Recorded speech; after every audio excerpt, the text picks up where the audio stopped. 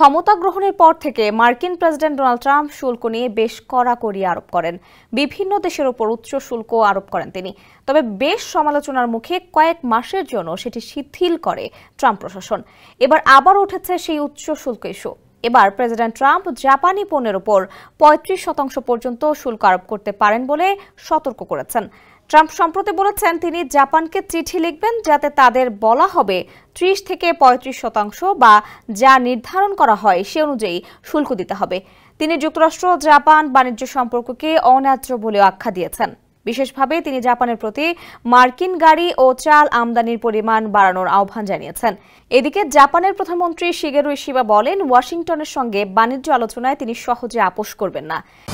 Original product, best service and best offer. Your right choice, Transcom Digital. একটি television টক শোতে Ishiba বলেন তারা সহজে আপোষ করবেন না।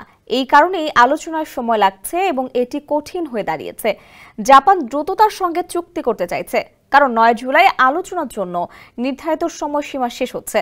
যদি তার মধ্যে চুক্তি না হয় তাহলে ১০% ভিত্তিগত শুল্কের পাশাপাশি বাড়তি শুল্ক কার্যকর হবে বলে জানিয়েছে হোয়াইট হাউস। ইশিবা বলেন তারা মিত্র হলেও তাদের যা বলা দরকার তা অবশ্যই বলবেন। জাপান যুক্তরাষ্ট্রের সবচেয়ে বড় বিনিয়োগকারী এবং সর্বাধিক কর্মসংস্থান সৃষ্টিকারী দেশ। তাদেরকে অন্যদের সঙ্গে এক কাতারে রাখা ঠিক নয়।